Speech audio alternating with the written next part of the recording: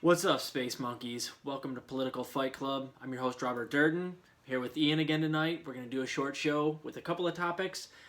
Firstly, we're going to talk about election integrity, and we each have our own kind of short story about how we ran into roadblocks when we were trying to vote in the primary and in the general election. So, and we didn't even know this until recently that we both had a really hard time voting. And then, secondly, I'd like to talk about how a lot of times I'll go after Democrats a lot on this show, and I don't go after Republicans that much. And that is not because I like Republicans in any way. I think they're awful. But I'd like to kind of clarify why I go after the Democrats and why I think they're in a lot of ways as bad as the Republicans, but also why I don't go after the Republicans that much because I think they're easy targets. So I'm going to break that down for you as well. So Ian, why don't you let us know kind of what happened to you when you were trying to vote this last time around? Yeah, so this started because we're talking about election integrity, and then you mentioned how you had a hard time voting, and I know my time was just awful. So I always register to vote, and I'll register like 3 times just to make sure I'm not purged. And so I recently moved, registered to vote, did everything online. Got all set, got my voter registration card, but my voter registration card was for the wrong address. But the thing is, I didn't even move a mile away from my old house. And so I was like, okay, but my voting place is still the same, and I've been going to this voting place for ages. So it's voting day, and I show up, I go to vote, and, I wait in line, get through, give them my card, talking to them, they ask your name, yada, yada, yada. And so she asked for my address, and so I give them my mailing address. That's on file, but my voter registration card was different. So she goes, oh, that's not the address that we have on file for you. I was like, yeah, I know, I moved. I registered under my new address, so I'm not sure why that was off. And so then she informs me that I have to go to a new location. And so say, okay. She inputs my stuff into the computer. She was an older lady, so it took her a while. She thought there was a form to fill out, but it turns out it's just online. She fills it out online while her supervisor's right there. Everything's solid. I go to the new voting place. I get there. There's no one there. No. Doors are locked. There's no cars. I was like, what? No one there. So then I was like, okay. I go back to the original place that I was supposed to vote, and I tell them there was no one there. That's not a polling place. And they say, well, you can vote, but you'll get a provisional ballot that doesn't have all the options. And I won't say who I was voting for, but I will say that during the general election, I was voting for a third party because I couldn't bring myself to vote for Biden or Trump. And so I was like, okay, well, I'll take the provisional ballot if I have to. And then somebody pipes up, is like, well, why don't we call the voting commission? So they call the voting commission, have to wait on the phone for like 15, 20 minutes. They finally get through, and then they send me to a new place. So I go to the new place, which is way on the other end of town, way further away from my house, but I go there anyway. And then I go, I give them my name and give them the address, and they say, that address isn't the one we have on file. And I just changed it. So I change it again, and they're like, we might have to send you to a different one. I was like, look, I've been to 2, and then 1 was fictitious. But you made 3 trips, yeah. And so I said, look, I'll either take a provisional ballot or, whatever, but I'm voting here. I'm not going anywhere. So it turns out I was in the right place, and I did end up voting. But the whole process, finding out where to go, driving around town, it took me like 3 hours. Fucking and it was nightmare. ridiculous. And now, I'm really big into politics. I'm on a political show, so I imagine most people can, deduce that fairly easily, and I like to stay very well informed. But if you're not big into it, or you're a first-time voter, you think your vote doesn't count, and you're just like an anti-Trump voter, or, whatever have you, you're not going to jump through all those hoops. You're going to get to like 1 or 2 hoops, and you're just going to say, yeah, I mean, it's voter suppression through, It's not that important. And for me, I was lucky I had a car, but what if you didn't have a car? Or what if you had to get to work plenty of people don't. In an hour or 2? And then people say, well, legally you can leave your place of work to vote. You can be late because you're voting, and it's legal. They can't punish you for that, but the problem is you have to miss out on money. and a lot of Yeah. people can't do that. And so my experience voting was abysmal, and I've never had that much trouble in any election before.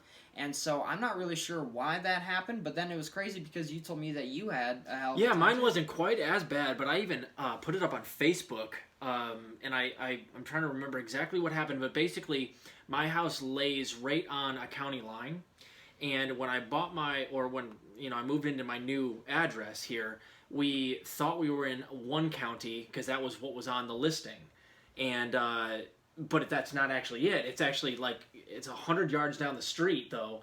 You're in a different county, and we're actually in a different county. So we live in central Illinois. So when I got my ID done, that was one problem that was on my ID, and I didn't know that. And the other thing is my last name was also misspelled. They flipped two of the letters in my last name.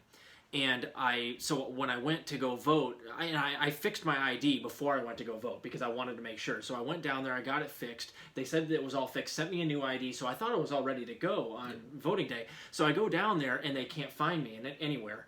And they tell me that I need to go to a different place. I go to a different place, a town over, and they did find me in there, but the two letters were not fixed inside their database, even so they couldn't find me because they had not updated their database for my last name. But then they told me I needed to go to a third place because in fact I was in the wrong, my ID was still wrong. I was in the wrong county. So I actually went to 3 different places, and it took me at least 3 hours. Yeah, and the last place you had to go to vote was way out of your way. Yeah, way out of my way. When you told me 20 minutes or 20 miles probably. Yeah, each way. and I was thinking too, because he lives in a town where there is not ample public transportation. And I was on the boonies to vote. So if you're poor, which a lot of Democrats are poor, or you can't drive for health reasons or whatever have you, and you have to take public transportation, you are absolutely screwed if that happened to you. And the thing is, you and I were both, well, I register as Democrat so I can vote in the primary. Me too. I'm sure you do too. Yep, Even though Illinois, I believe it's, you don't have to register. I'm not sure. I was making sure. And I didn't want to leave it up to chance. I wanted to vote for Bernie. Exactly. Same here. And so, the thing about the election being rigged and that kind of stuff, in the primary, could totally see. I have my own, not theories, but my own thoughts on the primary election. But in the general election, from my experience, is the biggest hurdles are for poor, disenfranchised voters in usually heavy urban areas. Yes. And they close a lot of stuff. Not to mention COVID. I don't know. We closed so many polling places in Illinois from COVID that it just made it to where more people had to go to one, which would up the chances of getting COVID. That's Trump and for so, you, but yeah. And also, a lot of people, they don't tell you if they move your voting place till you get to the place you were originally supposed to go and it's closed. They don't disclose that. In Illinois, they don't even put it out there. They don't even advertise it when voting day is. And that's all deliberate, I think. Yeah, and absolutely. The evidence was there with Charles Booker in Kentucky when he was running against Amy McGrath. They closed a whole bunch, and I'm sure that the Republicans have worked against McGrath doing the same thing. Yeah. It's a tactic you use against people that are running populist, and you usually close all the voting booths near the urban areas because that's where the lefties live. And you make sure there's as many voting booths as possible in the rural areas. Yeah, so a friend of mine, very right-wing, because we live in the Midwest, there are a lot of right-wingers. You can't get away from them, which is okay. When I talk to them, most of us have the same principles, just different viewpoints on how we can get there, and, they take in different propaganda, so they view the lefties differently than you or I would view the lefties. But typically, they all want the same stuff. They want, a strong, robust economy. They want, trade deals to end. They want jobs to come back. They want our rights to be protected. You go down the list. Most of them are even for Medicare for all. Yeah. And so, and ending the wars and all that other fun stuff. And so, I was talking to a buddy of mine who was not all in on the Trump election was stolen thing, but he was, kind of dabbling in it, and he was like, it's a little iffy. And at first I thought, that's ridiculous. there's no way, like, why do people believe that? There's just no evidence. And then I started thinking, well, what about the Georgia race, where the incumbent governor was still on the election committee and he purged voters that the person he was running against had signed up. Or when you look at the Iowa caucus and things that had kind of got really confused, where you had Buttigieg and the people in his campaign left to go work for the company that was tallying the votes, and then he also used campaign funds to give that company money, and so he ended up winning. Well, why did he win? I fucking wonder. And Bernie won the popular vote, and yet Pete still got more delegates, too, which is hilarious. Yes, that's another rabbit hole. Let's stay away from the delegate thing. Yeah, and you can look at, I mean, the delegates, that's really complicated, because, like, they moved some last minute. Well, like I said, let's just stay away from it entirely. And then on top of that, when Trump was running against Hillary, what's one thing he kept, hitting her over the head with? Your emails. Show us the emails. And it was shown that the DNC rigged the primary against Bernie. Yep. And so then I started thinking, it makes complete sense for people to think that the election was stolen. I, for one, don't think it was. No, it probably was not, but you understand the sentiment. Yeah, I don't think the DNC has enough power to make that many fraudulent votes. And you can't. And the thing is, you don't have nearly as much institutional power as the DNC in the general election as you do in the primary. Right, and you can play so much more nasty shit in the primary as the DNC. And not to mention too, the DNC elections are run by, the counties and the cities that they reside in. So you'd have to have, people put into place in all those cities, and how I just don't see it happening. I don't think it can be done. Not now, at least. We'll see how big some of these institutions get in the future. But I do understand why people believe that. And then after seeing what you and I had to go through, and I'm sure many other people had to go through to vote, there needs to be a lot of changes in how we vote in this country. I think mailing people ballots would work. I think a system where, say, because they don't want, people vote twice or whatever. Well, I have an idea for that. Your vote comes in, they look up your name, they put, who you voted for in a system, or maybe not who you voted for if you want to keep it, anonymous, but they say that your name showed up, your vote was counted, and then if any other ballots show up with your name, guess what? Either A, they discount those votes, or if they want to be really thorough, they save those ballots, and then they can contact you and say, who did you actually vote for? So that's one way you could do it, and you wouldn't have to worry about COVID, you wouldn't have to worry about shutting down polling places, you wouldn't have to worry about transportation anywhere, and so that'd be really helpful, and you wouldn't have to worry about, because there's been story after story about electronic voting booths changing people's votes. I've seen those too, yep. And you wouldn't have to worry about that if it was paper ballots either. Exactly. And so a lot of people talk about transparency, and transparency is great, and a lot of these polling places have cameras. Now, you'd have to have a lot of cameras set up really close to people, and you don't want to give away any names that might show up on ballots and find out how they voted. And so having 100% transparency is really difficult because it's such a big process. But I think as much transparency as possible is good. Having laws in place, like voter ID laws, or a lot of the Republicans want to get rid, or want to check the signatures. Well, my signature is never the same twice. Right, yeah, that's bogus. That's, again, and voter suppression on their part. There are ways that you can increase integrity and increase how many people vote.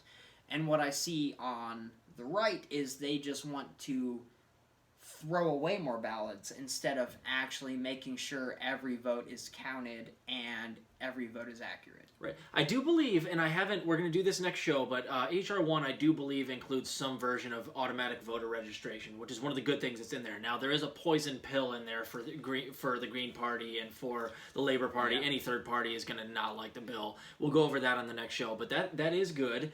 The other thing that we could do, obviously, is ranked choice voting.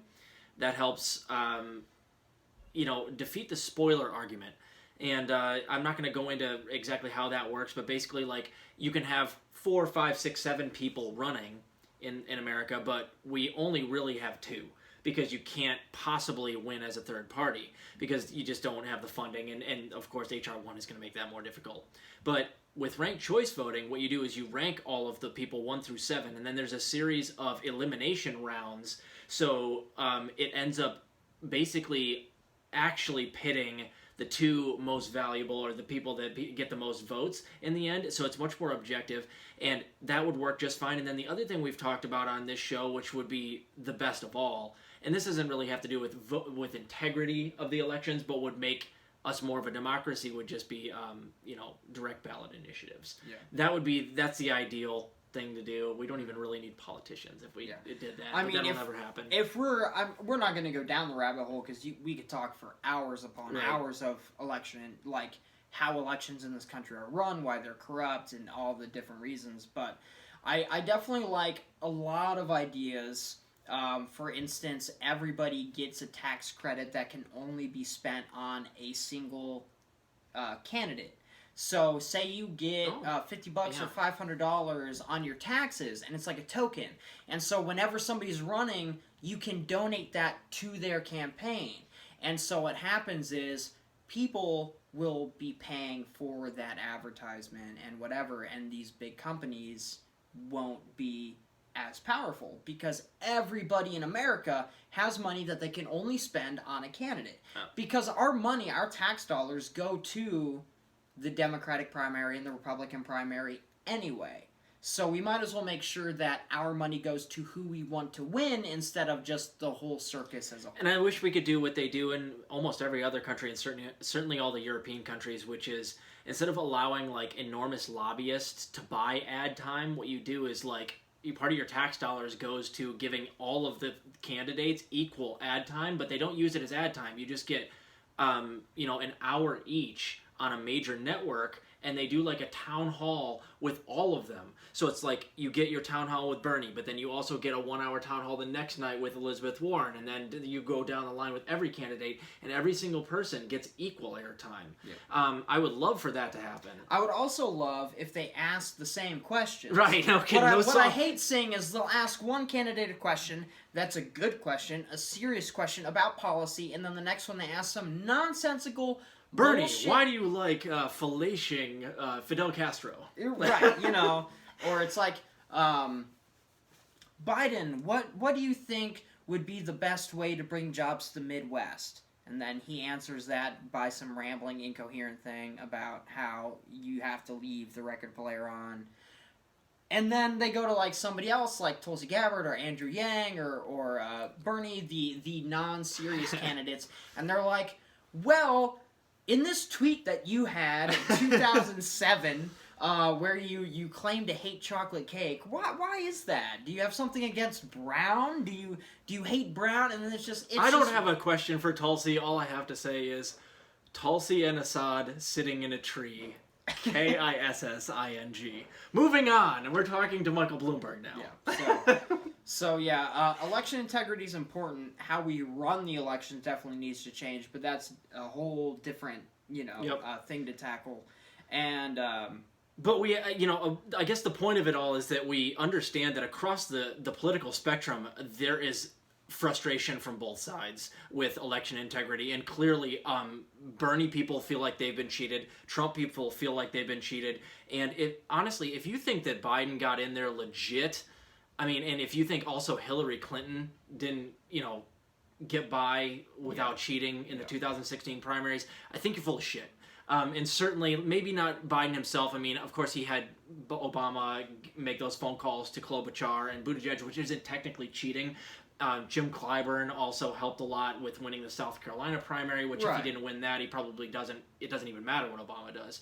Elizabeth Warren stays in a little bit too long, which isn't, again, not illegal in any way. None of it's cheating. But it's still rigged. Like, obviously, there was a target for all of these things. None of it's... everybody feels like they got cheated, and certainly, even though I can't prove that Biden didn't, somehow skate by on a cheated, a campaign, I still think that there was rigging. Well, the fact is, too, it might not be cheating per se, but what it's doing is, instead of you letting the American people decide, Indeed. honestly, who they want to represent them and what policies they want. You play this game where you throw in negative words when you ask questions, so it's framed in a certain way, and you try to sway them emotionally instead of actually getting down to what policies and how best you're going to represent them. And so it's dishonest, even if it's not cheating. Right. And on top of that, like I said, I have my thoughts on the elections, and I know so many first-time voters when it was the Democratic primary for 2020. So more than I've ever met. My niece was a first-time voter. People that I work with that were older than me that had never voted ever were like, I'm going to go vote, and they were all wanting to vote Bernie. And then I just keep getting these numbers of this abysmal tiny turnout for Bernie. I know, man. And it's just like, it was You saw his crowds? 2016. I don't know anybody that voted Biden. I don't know anybody personally that voted Biden. I only know boomers. Yeah, right. Like, I mean, maybe, yeah. And like normally maybe. boomers do decide elections, but this one I was like, there's no way, because so many people I know. Now, granted, that's anecdotal. That might be where we And that's live. unfortunately it is. It's Yeah. But it's just to me the numbers seemed off, and now I'm not going to run around and I'm not going to start some conspiracy theory and say it was all rigged. But what I'm saying is it's easy to believe it was because of past experiences with voting, especially with the DNC. This is why I think it needs to be a number one or a number two issue for Nina when she runs. And it has to be higher than anyone else. You can't let anyone else beat you to it. Like, somebody else that's a leech might take it from you. So you have to make it one of your top two. Yep. And it hits both across both sides of the aisle. It's enormously important to me, but I imagine there are plenty of Trumpists that would love it too. And just right-wingers that are just like, I don't think this was a legit, election. But I'd like to move on real quickly. We're going to talk for a little bit about why I trash Democrats so much and not so much Republicans. And the main reason is pretty simple. I see going after Republicans as too easy.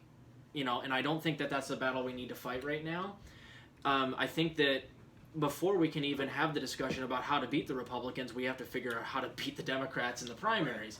And we're talking about a title fight before we beat the guy that's scheduled to go up in the title fight. Well, I also think it's important too, because if you don't have your finger on the pulse of politics, if you're listening to us because you know us, or because you think I'm just immensely handsome, which I am, so thank you, and you're not really big into politics, it's easy to be misled by the media. And so what you have is a lot of these games that Nancy Pelosi plays for the optics of it, and they try to pin things on the Republicans. And so if you don't know deep down how things work or how things run, then you might think, yes, the Republicans are the bad ones and they're blocking everything, when in reality it's because the Democrats don't want it. Yep. And so they're letting things be blocked when they have all the power to fix it. And so when you're being intentionally lied to, and you're being treated like you're a moron because they know a lot of the American population finds politics boring, or they don't want to argue with family members or anything like that, they use that against you. They think they can pull a fast one on you. The Republicans just come out and say what they're for.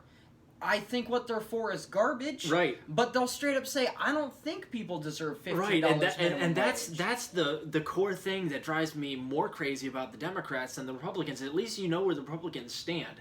And the way I always put it is, do you like getting stabbed in the front or the back? Like, at least I know what I'm fighting, because at least they're honest with their horrible policy decisions. But the Democrats act like they're on your side. And what's worse is they act like they have so much decorum and that they're so moral on the culture stuff, but they're really not. Like, they act like they're less racist, or they act like they're less, misogynist or stuff like that. But it's like, dude, do you know Joe Biden and Trump are like both rapists? Both of them are obviously misogynist. Well, it's like allegedly. Because soon Trump's going to be broke as hell. And he will sue everybody. But, I mean, also, we know for a fact that obviously Trump and Biden are both pretty racist. And an argument can be made that Biden is even more racist because he has more racist legislation. And he might not be actually inherently racist. He might not have those views. But the fact is, if you have so little principles that you're willing to throw people of color under the bus to get elected, then it doesn't matter if you're racist And or how not. are you You're any better still than a Trump? piece of shit. And, and the worst part is that at least Trump, he's like wearing it out on his sleeve. He's not really trying to hide it that much. But Biden and the Democrats, they act like they're your boy, they're your friend, they're going to take care of you, and then they stab you in the back after they've gotten what they want for you. So like, you know, rapists, right? they're murderers. Some are good people, and then it's like Biden. He'll come out and he'll just like, I love Mexicans. They're great. We should all let them in and give them jobs and let them actually be Americans because they've earned it. Quick, deport them all. It's all bullshit. It's all bullshit. He's the deporter in chief. So that's what bothers me the most, and that's why I take on Democrats is. I think that's the battle that needs to be fought first. Yeah. And beyond that, I hate them so much for they're tarnishing the reputation of what left actually means and what they purport to stand for. Because they say they're for all the things that the left actually fights for, but when they get in there, they make us all look like liars. They make Democrats look horrible, which is why no one wants to be in the Democratic Party anymore. Everything. And on top of that, too, if you want to move, so we need to move further left. Look up something called asymmetrical polarization. It is happening right now in American politics. And the ratchet effect, yep. It's very important. And it keeps pushing us further and further and further to the right. Now, don't get me wrong, I understand some policies on the right. I want everybody to have, like, all the guns they want. Like, shoot up stuff. Like, boomsticks are fun. But the problem is, the Democrats are inching that way as well because they want them moderate voters. And what you should have is when you have one party swinging very far extreme right, then you also need people in the opposite party swinging very far left. So when you actually compromise, which the Republicans are unwilling to do, and the Democrats are unwilling to fight for anything, so when they actually should be compromising for the American people and meeting in the middle actually represents a decent amount of Americans. You have some very right-wing conservatives that get what they want, and you have some very left-leaning progressive that kind of get what they want, and everybody's kind of moderately miserable. Yep. Instead of one side being completely miserable. And as you can see, the side that's been completely miserable is the side that most Americans are on. The 70% of people that want Medicare for all. That the people want a that minimum wage hike. The people that we elected to represent us are not representing us because they are ideologues, or they're doing it because they're corrupt and want money. And that's a lot of that is taking place because there is this block in the Democratic Party that's preventing progressive ideas. And that is why you have to go after those Democrats and get them out of office so we can have real progressive legislation. Yep, they're standing in the way, and they're enabling the right wing.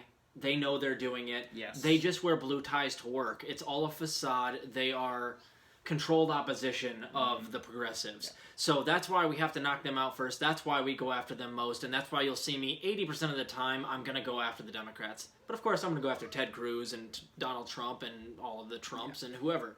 Because if the Democrats did what they should be doing, if they did what they said they would be doing, there would be no need to ever go after the Republicans because they would be wiped out in every election. Right, and I think, honestly, once we get the Democrats out of the way and we take over the party, which it seems H.R. 1 it's inevitable. We have to try to take over the party now if it really is the poison pill we're thinking. That's the big battle, because once you get on the main stage with the Republicans, they're so generally repulsive that I don't think you're going to have a problem beating them with somebody like Bernie, but better than Bernie. Like, somebody like Nina versus somebody like Ted Cruz, or like at best maybe Josh Hawley. Hawley's going to get killed in that because they just look draconian. They look inhumane. Yep. So I think that the Republican Party will be easier to defeat because you just look so humane by comparison as a lefty getting on the main stage. I will say that the Republicans, Trump in particular, don't get me wrong, a lot of the Republicans hide behind a lot of things. So they don't really care so much about abortion as they say. They don't really care so much about gun rights as they say. Okay, they tout that to get votes. What they really care about, and we might put something in the description. I have a great video that's actually a senator talking about this. Their main goal that they've been going since Reagan basically is to get more money into politics. And that's what they do. They go after you with the culture war stuff, and then they try to sneak in stuff under the table. But they also say that they want more money in politics. They also say that big business is great. And so they're not lying to you. They're just not advertising what they're really doing. And the Democrats, they say, oh, they're anti-Trump and they're anti-this. But the thing is, Joe Biden put on hold a few of Trump's policies. He hasn't stopped entirely most of the bad ones. He's still deporting people. He's still selling arms to Saudi Arabia. We were talking about this earlier, I haven't heard any news about him doing anything with Trump's tax plan.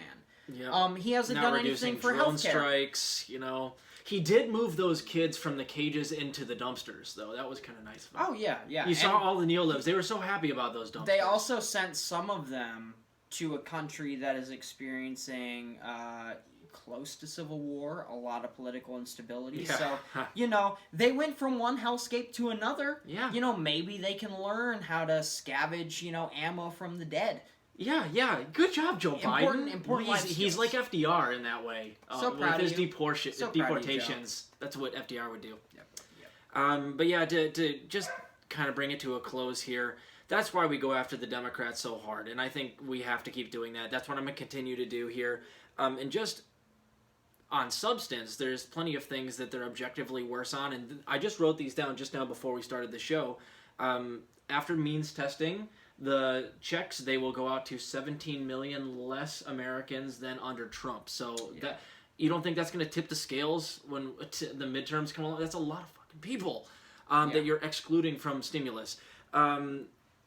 The unemployment insurance under Trump was $600 a week for a while. It's now $300 a week under Biden. I mean, that's not going to look good, and they'll go, well, the Republicans won't let it happen. It doesn't matter. You have to get it figured out. You have a majority. You don't need a single Republican vote to get anything done. And you'll never get a Republican vote. They already said they're going to filibuster and block everything. They did that with Obama. Yep. So stop trying to work with them. Nope. You already busted down. Don't try to pass standalone bills. That's bogus. You need 60 votes, and they'll filibuster it to death. You have to do budget reconciliation and push it through. And we could have done it, but Kamala Harris and Biden don't want to. And so it's frustrating. And then the other thing, and this is a big thing, I always bring it up, we are almost certainly not going to go to war with North Korea when Trump is in there, when Biden is hawkish against North Korea. Now, there's nothing in the news recently, but he has been previously against I'm going to say this, because China recently got a very large navy. They have carriers now and that kind of thing.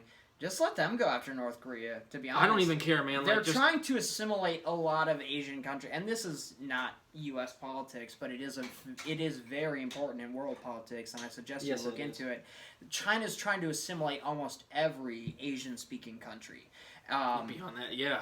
And it is scary, but one thing that would help prevent that is if the U.S. was not addicted to cheap Chinese goods. Well, how do you make the U.S. not addicted to cheap Chinese goods? Well, one, you either pay people so they can buy American goods, which tend to be more expensive, which no one can afford, because no one makes any money, Joe Biden and Kamala Harris, or you can do things that Joe Biden said he was going to do, but he hasn't done yet, where it's you only give government contracts out to companies that make things in America. Buy American contract. Bring back American industry. You make us have a strong middle class and us have a strong, less poor folk.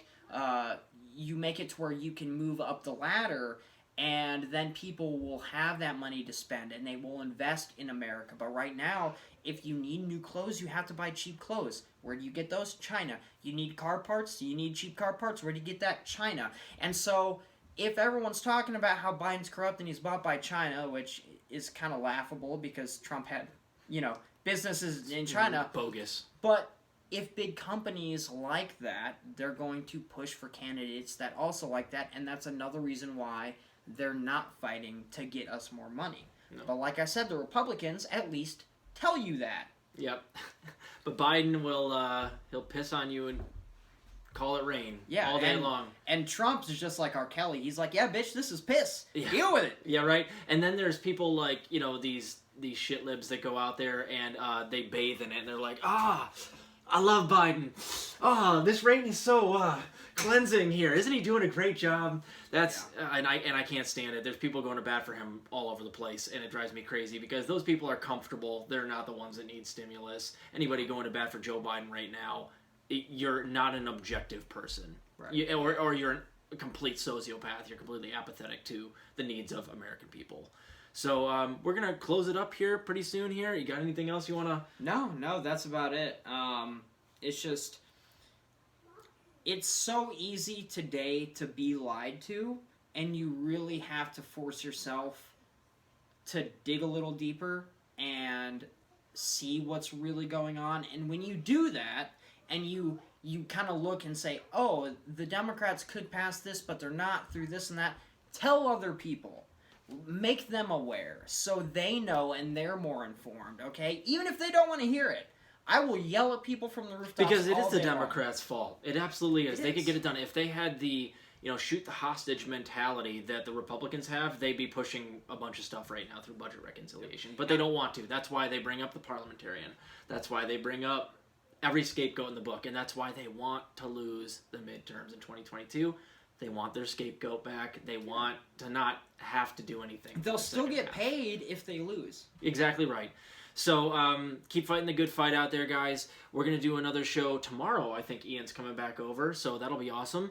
And I'm not sure what that's going to be on. I haven't actually prepared anything. Maybe we'll do HR1, but we'll just have to see. But keep doing what you're doing out there, guys. Really appreciate it. Thanks for tuning in.